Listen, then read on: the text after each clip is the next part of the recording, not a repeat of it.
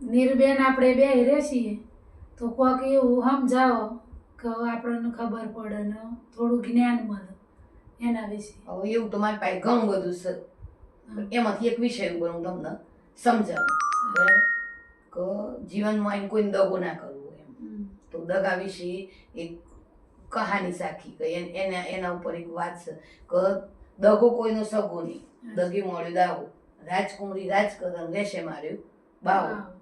તો એક એનો અર્થ શું થાય હું તમને સમજાવું. તો એક રાજકુમાર હતો પણ એનો બાળક જ નહીં એમ. એ તો ઉંમર થઈ ગઈ એટલે રાજાનું મોટું રાજ્ય પાટ આટલું બધું બાળક જ નહીં. તો ઘણા બધા પ્રયત્નો પછી રાજકુમારીનો જન્મ થયો. રાજકુમારીનો જન્મ થયો. રાજકુમારીનો ભગવાને એવી રૂપનો અંબારો નહીં અપ્સરાને ટક્કર મારે એવી. પણ 18-20 વર્ષ થયો પણ કે માગું આવે નહીં એમ. રાજા ચિંતિત થયા કે સારું મારા છોકરીને રાજકુમારીને હું લગ્ન કરવા માટે શું કરવાનું એમ. એટલામાં એક રાજ્યમાં બાવો આવ્યો. બાવોમાં સંતની સાધુની પણ બાવો આવ્યો. તો બાવાને જોઈને રાજા ખુશ થયા એમ કે ઘણા એ વર્ષે મારા રાજમહેલમાં આ બાવો આવ્યો છે. બાવાનું ખાવા પીવાનું બધું કર્યું પણ બાવાને કીધું કે બાવાજી મને થોડી ચિંતા છે કે હું તો કે મારી દીકરી મોટી થઈ જશે. એટલે બાવાજીએ કીધું કે મને તમારી દીકરીનો હાથ બતાવો એમ. તો કે સારું, રાજકુમારીને બોલાવ્યો, રાજકુમારીનો હાથ જોયો. એટલે રાજા બાવો હતો ને રાજકુમારીને જોઈને બાવાએ તો એનું બધું આખી એની બધી દુનિયા બદલાઈ ગઈ. એ તો આખો એનું બદલાઈ ગયું એનું અંદરનું એનામાં આવી જો શું કહેવાય કે કામ વિકાર. એટલે એને રાજાને કહી દીધું કે રાજકુમારીને એમના કક્ષમાં જવા દો, હું તમારી જોડે વાત કરું એમ. તો રાજાએ કીધું હા. તો રાજકુમારી તો કક્ષમાં જતો રહ્યો.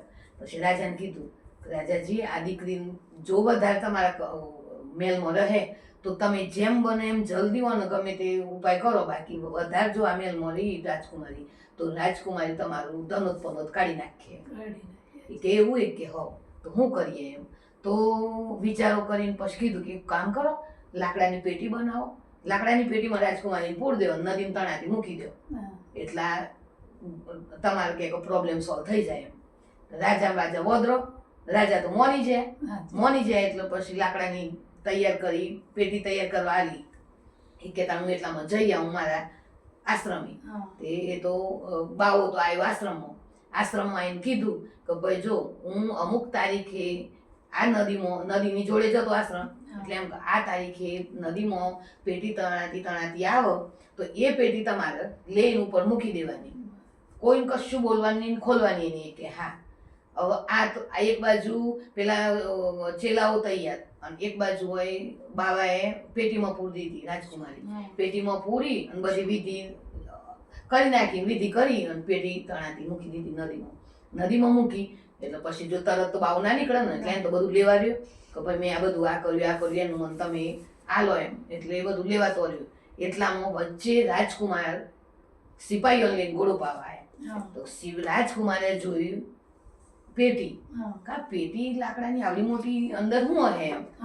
એટલે તૈયારીમાં એ હતા તે ઘોડા પરથી ઉતરીને સીધા નદીમાં પડ્યા સિપાહીઓ તઈને. તો જોયું પેટી બારી કાઢીને ખોલી, કારણ તો અંદરથી રાજકુમારી એ બધી હકીકત કીધી મારી જોડે આવું બન્યું એમ. એટલે રાજકુમારનો ગુસ્સો આવ્યો કે તમે આટલા જ ભરો. એ તો થોડા એક જંગલમાં જઈને એક રીંછ પકડી લાવી અને પેટીમાં પૂરી દીધું. પેટીમાં પૂરીને પેટી હતી એમ તણાથી મૂકી તો દીધી. પણ પછી પેલા તો જે ચેલાઓ હતા એ તો તૈયાર હતા. ચેલાઓએ પેટી પકડી લીધી. પેટી પકડીને આશ્રમમાં ઉપર મેળા ઉપર મૂકી આવ્યા. એટલામાં બાવોજી આવ્યા કે શું કર્યું ભાઈ. ચેલાઓ કે હો પેટી મળી, પેટી ઉપર મૂકી દીધી. હા કે તમે પેટી ઉપર મૂકી પણ હવે હું જઉં છું ઉપર. હવે જો તો આગળ ગમે જેટલી બૂમો રાડો થાય, ગમે જેવું તો ફોન થાય, તમારે નીચેથી ઉપર આવવાનું નહીં. કે પેલા ચેલા તો બિચારા કીધેલું કરવું જ પડે. ચેલાઓએ કીધું કે હા કે કશો વાંધો નહીં કે અમે નહીં આવીએ કે ઉપર. તો બાવો તો એમ જાણો કે મારા આખા જિંદગીની જે કે મેં તપસ્યા કરી ત્યાંનું મને ફળ મળ્યું. એવા હરખે બાવો તો હરખે ઉપર જાય મેળા પર જ્યાં આમ હરખે જેવી પેટી ખોલી અંદર તો ભૂખ્યું તરશું રીંછ હતું. રીંછે જેવી તરાપ મારી બાવાને તો ફાડી ખાધું. બાવાએ ઘણી બૂમો પાડી, મને બચાવો મને બચાવો મને બચાવો, પણ નીચે તો ના પાડીને આવેલા કે હું ગમે એટલી બૂમો પાડું તો હવે કોઈ ના આવવાનું નહીં. કલાક 2 કલાકમાં તો બધું ઠંડુ પડી ગયું. પછી આ તો બાવો તો નીચે આવ્યા નહીં, એટલે પછી ચેલાઓને એમ થયું કે બાવો નીચે નથી આવ્યા અને આ બધું શાંત વાતાવરણ થઈ ગયું છે તો આપણે દરવાજો ખખડાઈએ તો કદાચ ઉઠીને ખોલીએ એમ. તે દરવાજો ખખડાય કર્યો પણ ખોલ્યો નહીં. એટલે અમને તો અંદર એમ થયું કે શું થયું આટલી બધી બૂમો થતી હતી તે. દરવાજો તોડીને તો જોયું તાર તો રીસ તો બહાર નીકળી ગયું. ધરાઈ જેલું હતું એટલે રીસ તો કશું કર્યું નહીં પેલા ચેલાવાનું, પણ રીસ તો બહાર નીકળી ગયું. અને બાવોજી તો હાડપિંજર જ હતું, બધું ખાઈ ગયું રીંછ. એટલે પછી એના ઉપરથી કહેવત આવી કે દગો કર્યો બાવાએ ને, તો બાવાએ દગો કર્યો, તો બાવાનો દગો કર્યો રાજકુમારી પર. રાજકુમારી તો રાજકુમાર લઈ જ ગયો અને બાવાને રીંછે મારી નાખ્યું અને ખાઈ ગયો. એટલે દગો જિંદગીમાં કોઈ નથી કરવો નહીં. દગો કરો ને તો આ પરિણામ આવે કે દગો કોઈનો સગો નહીં. દગે મળ્યો દાવો, રાજકુમારી રાજ કરવાનો રેશે માર્યો બાવો. એટલે જીવનમાં બને ને ત્યાં સુધી દગાથી દૂર રહેવું એમ. આ બધું જીવન જીવવા માટે આવા બધાની જરૂર છે. એવું નથી કે બસ આપણે એમાં કોણ જોઈ પણ પરમાત્મા સીસીટીવી કેમેરા મેળેલા છે એટલે પરમાત્મા બધું જોઈ રહ્યા છે. એટલે આ બધા નીતિ નિયમો ફાડી ના નાખવાના હોય, નીતિ નિયમોથી જ જીવવાનું. નીતિ નિયમો ક્યાં મળે?